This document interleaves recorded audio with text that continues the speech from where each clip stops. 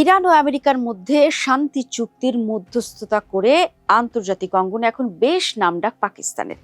আওয়াজও এখন প্রতিবেশী দেশগুলোর তুলনায় বেশ চড়া। আর এই সুযোগে ভারতকে আরো একবার শাসালো পাকিস্তান। দর্শক, এবার সিন্ধু পানি চুক্তি নিয়ে ভারতকে সরাসরি যুদ্ধের হুমকি দিয়েছে পাকিস্তান। পেহেলগামে জঙ্গি হামলার পরে সিন্ধু পানি চুক্তি স্থগিত করেছিল নয়াদিল্লি। আর এ কারণে তৈরি হয়েছে তীব্র পানি সংকটের আশঙ্কা। এই অবস্থায় পানি সম্পদকে তাদের জাতীয় নিরাপত্তার অংশ হিসেবে উল্লেখ করে ভারতকে চরম হুঁশিয়ারি দিলেন পাকিস্তানের প্রতিরক্ষামন্ত্রী খাজা আসিফ। এবারেও নয়াদিল্লির সঙ্গে সংঘাতের কারণ হিসেবে সিন্ধু পানি বন্টন চুক্তির প্রসঙ্গ উত্থাপন করেছেন তিনি। এই চুক্তির লঙ্ঘনকে কার্যত পাকিস্তানের জাতীয় নিরাপত্তার পক্ষে ঝুঁকিপূর্ণ বলে মন্তব্য করেছেন তিনি।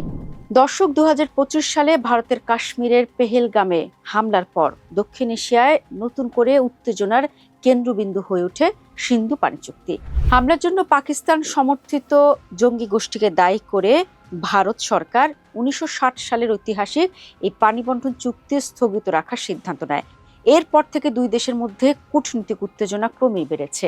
সর্বশেষ রবিবার পাকিস্তানের ARY নিউজকে দেওয়া সাক্ষাৎকারে পাকিস্তানের প্রতিরক্ষামন্ত্রী বলেন, পানি আমাদের জাতীয় সুরক্ষারই অংশবিশেষ। যদি আমাদের মনে হয় যে আমাদের জাতীয় নিরাপত্তা ঝুঁকির মুখে পড়ছে, তাহলে আমরা ভারতের বিরুদ্ধে অবশ্যই যুদ্ধের পথে হাঁটব। নিজের বক্তব্যের ব্যাখ্যা দিয়ে শাহবাজ শরীফের মন্ত্রিসভার এই সদস্য জানান, পাকিস্তান তীব্র পানি সংকটে ভুগছে। ভারত এবং পাকিস্তানের মধ্যে নদীর পানি বন্টন সংক্রান্ত চুক্তি থাকা সত্ত্বেও পানির প্রবাহ আটকে দেওয়া বা গতিপথ পরিবর্তনের অভিযোগ তুলেছে ইসলামাবাদ। এই ধরনের অভিযোগ প্রমাণিত হলে পাকিস্তান উপযুক্ত পদক্ষেপ নেবে বলে জানিয়েছেন খাজা আসিফ। এ পরিস্থিতিতে প্রশ্ন উঠছে, সিন্ধু পানি চুক্তি আসলে কি, কেন এটি এত গুরুত্বপূর্ণ এবং পানি নিয়ে ভারত পাকিস্তান কি সত্যি যুদ্ধের দিকে এগুচ্ছে? দর্শক, 1960 সালে বিশ্বব্যাংকের মধ্যস্থতায় ভারত ও পাকিস্তানের মধ্যে সিন্ধু পানি চুক্তি স্বাক্ষরিত হয়। চুক্তি অনুযায়ী সিন্ধু নদী ব্যবস্থার 6টি প্রধান নদীর পানি দুই দেশের মধ্যে ভাগ করে দেওয়া হয়। পূর্বাঞ্চলের 3 নদী ইরাবতী, বিপাশা ও শতদ্রুর পানি ব্যবহারের অধিকার পায় ভারত, আর পশ্চিমাঞ্চলের 3 নদী সিন্ধু, ঝিলম ও চেনাবের অধিকাংশ পানি ব্যবহারের অধিকার পায় পাকিস্তান। এই চুক্তিকে আন্তর্জাতিক কূটনীতির অন্যতম সফল পানি বন্টন চুক্তি হিসেবে বিবেচনা করা হয়, কারণ ভারত ও পাকিস্তানের মধ্যে একাধিক যুদ্ধ হলেও চুক্তিটি কার্যকর ছিল। 2025 সালের এপ্রিল মাসে ভারতের কাশ্মীরে জঙ্গি হামলায় 26 জন নিহত হন। এই ঘটনার জেরে নয়াদিল্লি সিন্ধু পানি চুক্তিকে কার্যত স্থগিত অবস্থায় রাখার ঘোষণা দেয়। দর্শক, পাকিস্তানের অর্থনীতির কৃষি অনেকাংশেই সিন্ধু নদী ব্যবস্থার উপর নির্ভরশীল। দেশটির প্রায় 80% কৃষি জমি এই নদীগুলোর পানির মাধ্যমে সেচ পায়। ফলে পানি প্রবাহ কমে গেলে খাদ্য উৎপাদন, কৃষি অর্থনীতি এবং সামগ্রিক জল নিরাপত্তা মারাত্মক ঝুঁকিতে পড়তে পারে। ভারতের পানি সম্পদ মন্ত্রী CR পাতিল সম্প্রতি বলেছেন, ভারত এমন ব্যবস্থা নিতে যাচ্ছে যাতে ভবিষ্যতে এক ফোঁটা পানিও পাকিস্তানে না যায়। যদিও বিশেষজ্ঞরা মনে করেন, বর্তমান অবকাঠামো দিয়ে ভারত তাৎক্ষণিকভাবে পুরো পানি প্রবাহ বন্ধ করতে পারবে না, তবে দীর্ঘমেয়াদে পানি নিয়ন্ত্রণের সক্ষমতা বাড়ানোর চেষ্টা চলছে। এ কারণেই পাকিস্তান বিষয়টিকে শুধু পানির সম্পদের প্রশ্ন নয়, জাতীয় নিরাপত্তার প্রশ্ন হিসেবেও দেখছে। আর এ কারণে প্রতিরক্ষামন্ত্রী খাজা আসিফ পানি নিয়ে সরাসরি ভারতকে যুদ্ধের হুমকি দিয়েছেন।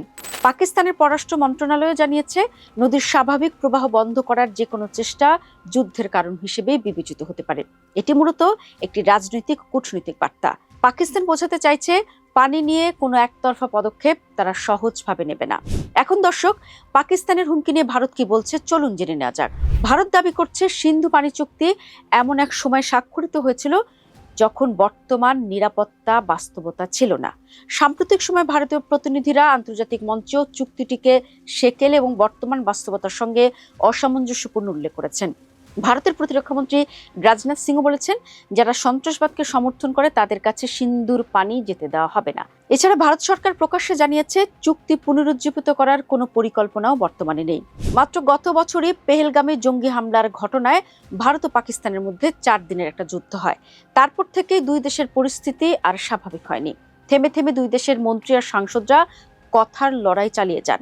মাঝে মাঝে সেগুলো পরিণত হয় কূটনৈতিক বাকযুদ্ধেও। সরাসরি যুদ্ধ লাগুক আর না লাগুক, কথার লড়াই যে চলতেই থাকবে সেটি অনেকটা স্পষ্ট।